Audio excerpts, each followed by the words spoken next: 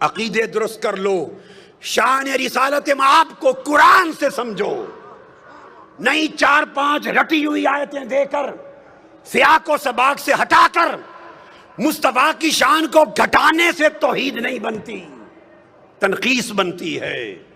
حضور کی شان اقدس اور عقیدہ رسالت کا ایک باب اور ہے، وہ یہ کہ آج ہم میں سے کئی لوگ ہم میں اس بات سے بھی گھبراتے ہیں کہ حضور کو وسیلہ بنانا چاہیے یا نہیں، اور یہ خیال کہ توسل کا کوئی بیان نہیں ہے عقیدہ دین میں اور توحید میں، یہ بھی انکار۔ وسیلہ کا لفظ کسی نے نہیں کہا، خود وسیلہ کا لفظ قرآن نے دیا ہے، اور ارشاد فرمایا گیا یا ایھا الذین آمنوا اتقوا اللہ وابتغوا الیہ الوسیلہ وجاہدوا فی سبیلہ لعلکم تفلحون۔ ایمان والو، اللہ سے ڈرو اور اللہ کا قرب پانے کے لیے اس تک کوئی وسیلہ تلاش کرو۔ سورہ مائدہ آیت نمبر 35، پھر اللہ پاک نے فرمایا اولئک الذین یدعون یبتغون الی ربہم الوسیلہ ایہم اقرب ویرجون رحمتہ۔ یہ لوگ جو پوجا کرتے، عبادت کرتے ہیں، کچھ لوگ ملائکہ کی، فرشتوں کی پوجا کرتے ہیں، کچھ لوگ جنات کی کرتے تھے، کچھ لوگ حضرت عیسیٰ کی، کچھ حضرت عزیر کی، کچھ ان کے بت بنا کے پوجا کرتے۔ قرآن نے کہا جن کی یہ عبادت کرتے ہیں، خواہ وہ حضرت عیسیٰ ہیں یا حضرت عزیر، خواہ وہ جنات ہیں یا ملائکہ، جن کے بت بنا کے عبادت کرتے ہیں، قرآن نے کہا ان کا اپنا عالم یہ ہے کہ یبتغون الی ربہم الوسیلہ، وہ خود خدا کا قرب چاہنے کے لیے وسیلہ تلاش کرتے ہیں۔ ایہم اقرب، کہ کون خدا کے زیادہ قریب ہے تاکہ اسے وسیلہ بنائے اور خدا کا قرب پالے۔ تو قرآن مجید نے اللہ کے مقرب بندوں کو وسیلہ بنانا قرآن نے نص کے ذریعے واجب بنا دیا۔ ارے وسیلے کو عقیدہ توحید کے خلاف سمجھنا، یہ قرآن کا انکار اور شریعت قرآنی کی سے جہالت۔ پوچھو حضرت یوسف علیہ السلام سے، جب ان کے والد حضرت یعقوب علیہ السلام کی بینائی چلی گئی تھی اور ان کے 11 بھائی حاضر ہوئے مصر میں، جب وہ وزیر تھے، بادشاہ تھے مصر کے، اور بتایا کہ حضرت یعقوب آپ کے والد آپ کے غم میں، جب ملاقات ہو گئی تھی، غم میں رو رو کے بینائی دے بیٹھے۔ اب قرآن کہتا ہے جب پتہ چل گیا کہ بینائی چلی گئی تو کیا کرتے؟ یوسف علیہ السلام ہاتھ اٹھا کے دعا کرتے، عرض کرتے باری تعالیٰ میرے والد حضرت یعقوب کی بینائی لوٹا دے۔ آج صرف یہی طریقہ بتایا جاتا ہے نا، صرف یہ۔ تو یوسف علیہ السلام نے یہ کام نہیں کیا، کر سکتے تھے۔ اللہ کے پیغمبر سے بہتر توحید کو کون جانتا ہے؟ کرتے باری تعالیٰ میرے باپ یعقوب کو بینائی دے دے۔ حضرت یعقوب علیہ السلام خود نبی ہیں، خود نبی، وہ خود دعا کرتے مولا مجھے بینائی دے دے۔ نہ حضرت یعقوب نے خود براہ راست دعا کی، نہ حضرت یوسف علیہ السلام نے کی۔ تو کیا کیا؟ جب پتہ چلا کہ بینائی چلی گئی، اپنا قمیض اتار کے دے دیا۔ قمیض اتار کر قرآن کہتا ہے اذهبوا بقمیصی ھذا فالقوہ علی وجہ ابیات بصیرا فلما ان جاء البشیر فالقاہ علی وجہہ فارتد بصیرا۔ اپنا قمیض اتارا جو حضرت ابراہیم علیہ السلام کے وقت سے ان کے پاس چلا آتا تھا، اتار کے قمیض دیا اور کہا یہ میرا قمیض میرے والد حضرت یعقوب کے چہرے آنکھوں پہ رکھنا، اس کے وسیلے سے بینائی آ جائے گی۔ قرآن بول رہا ہوں، پر وہ قرآن بتاتا ہے کہ جب وہ قمیض لے کے بھائی آیا، حضرت یعقوب کے چہرے پہ رکھا، حضرت یوسف کے قمیض کے وسیلے سے بینائی لوٹ آئی۔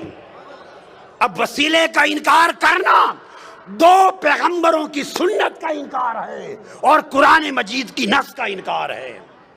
یہ کیسی جاہلانہ توحید ہے جو تمہیں وسیلے سے دور لے جا رہی ہے۔ آقا علیہ السلام کی اپنی سنت دیکھیے کیا ہے کہ حضور خود بھی وسیلے سے دعا کرتے۔ میں آپ کو حدیث دے رہا ہوں، اور یہ حدیث دے رہا ہوں، آج تک کسی محدث نے آقا کی اس دعا کی روایت کو رد نہیں کیا. اور وہ دعا کیا ہے کہ سیدنا علی المرتضیٰ کرم اللہ وجہ الکریم کی والدہ ماجدہ جب وفات پا گئیں، حضرت فاطمہ بنت اسد بن ہاشم آقا علیہ السلام کی چچی تھی، پالا تھا، پیار کیا تھا. وفات ہو گئی جب تو آقا کو بڑا غم تھا. ان کی قبر کھودی مولا علی المرتضیٰ کی والدہ حضرت فاطمہ بنت اسد. جب قبر کھودی تو آقا علیہ السلام خود قبر میں لیٹ گئے. پھر ان کو لحد میں اتارا گیا. لحد میں اتار کر جب اتار چکے تو آقا علیہ السلام نے خود قبر پہ کھڑے ہو کے دعا کی. اب جو دعائے مصطفیٰ حضرت فاطمہ بنت اسد ام علی مرتضیٰ کی قبر پر آقا نے کی ہے، وہ دعا سنیے. اس کے بعد وسیلہ مصطفیٰ کا انکار کرنا، اس کو چاہیے کہ دین اسلام چھوڑ دے، وہ بے ایمان. کسی محدث نے اس کو رد نہیں کیا. آپ نے دعا کی اور دعا کی اللہم اللذیم اللہ الذی یحیی و یمیت و حی لا یموت اغفر لأمی فاطمہ بنت اسد ولقنہا حجتہا. اے اللہ جو زندہ اور سلامت ہے اور قائم و دائم ہے، جو فوت نہیں ہوتا، میری ماں فاطمہ بن اسد کی بخشش فرما، اس کو اس کے کلمہ کی تلقین فرما. اور آگے وَوَسِّعْ عَلَيْهَا مَدْخَلَهَا، اس کی قبر کو اس پر وسیع کر دے. بے حق کے نبی کا، تجھے تیرے نبی محمد مصطفیٰ کا وسیلہ. آقا علیہ السلام دعا کر رہے ہیں، فرمایا وَسِّعْ عَلَيْهَا مَدْخَلَهَا بِحَقِّ نَبِيِّكَ، بالا باری تعالیٰ تجھے میرا واسطہ، میرا وسیلہ، محمد مصطفیٰ کا وسیلہ، اس کی قبر کو وسیع کر دے. وَالْأَنْبِيَاءَ الَّذِينَ مِنْ قَبْلِ، اور ان سب نبیوں کا واسطہ، وسیلہ جو مجھ سے پہلے ہوئے. اب یہ کہنا کہ اس طریقے سے دعا کرنا جائز نہیں کہ نبی کے واسطے سے بخش دے، نبیوں کے واسطے سے بخش دے، فلاں کے وسط کے وسیلے سے بخش دے، ایسا اگر کوئی شخص کہے تو اس سے بڑا جاہل کوئی نہیں ہے قرآن اور حدیث کا. سیدنا فاروق اعظم نے کہا کہ آقا علیہ السلام نے فرمایا، آدم علیہ السلام جب زمین میں آئے تو دعا کی، یا رب اسألک بحق محمد لما غفرت لی، میں تجھے واسطہ محمد مصطفیٰ سے بخشش مانگتا ہوں. اللہ نے فرمایا فقد غفرت لک ولولا محمد ما خلقتک، آدم تو نے مصطفیٰ کا وسیلہ پیش کیا ہے، میں نے تیری خطا معاف کر دی، اگر محمد نہ ہوتے تو تجھے بھی پیدا نہ کرتا. میں نے اختصار سے بتا دیا، اور اس کو میں نے کہا کہ ابن تیمیہ نے بھی تک نے اس کی تصریح اور تائید کی، اور امام طبرانی نے حدیث سے صحیح کے ساتھ تائید کی. کون انکار کر سکتا ہے سوائے اس شخص کے جو جاہل ہے، جس نے عربی کتابیں کبھی کھول کے نہیں دیکھی، جس کو 2 سطریں پڑھنی نہیں آتی، اور وہ لوگوں کے سامنے عقیدہ بیان کرتا ہے. دعائے وسیلہ تاجدار کائنات نے سکھائی. کون ہے مصطفیٰ کی سکھلائی ہوئی دعائے وسیلہ کا جو انکار کرے؟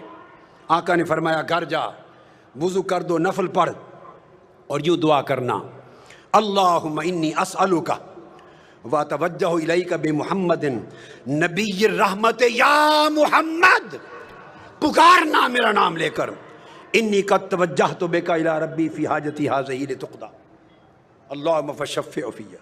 دعا کرنا ہے، اللہ میں تجھ سے سوال کرتا ہوں اور تیری بارگاہ کی طرف متوجہ ہوتا ہوں، نبی رحمت حضرت محمد مصطفیٰ کے وسیلے سے، حضور کے واسطے سے.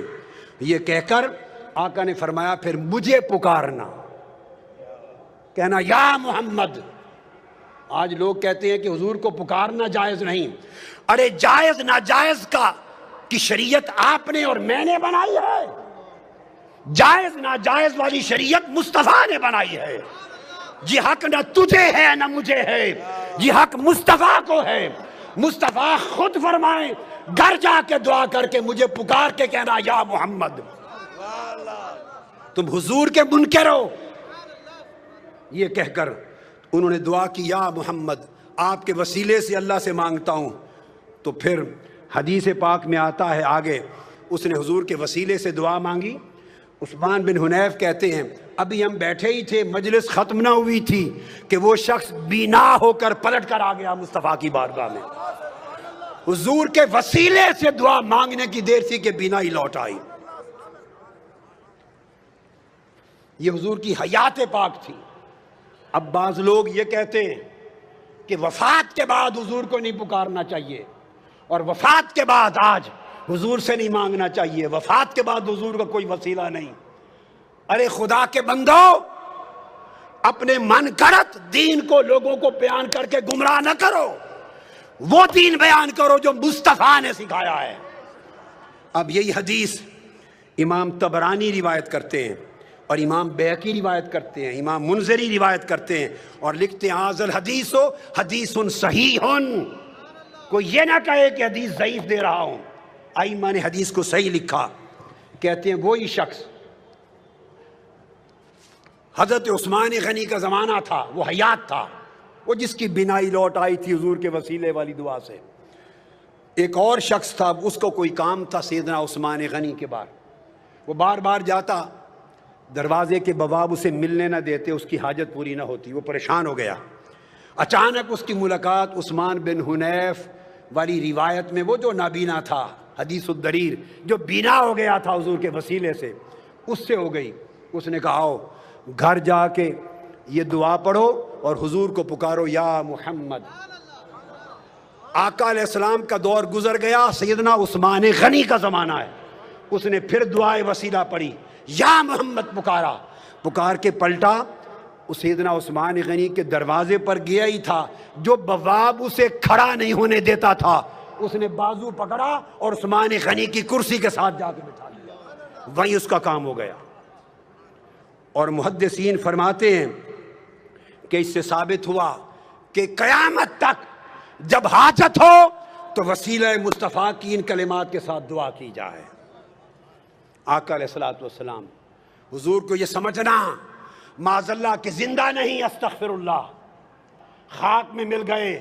ارے خدا تجھے خاک میں ملا دے، مصطفیٰ کی بے ادبی کرنے والے، تمہیں خبر نہیں کہ انبیاء کے جسم کو زمین کھا نہیں سکتی،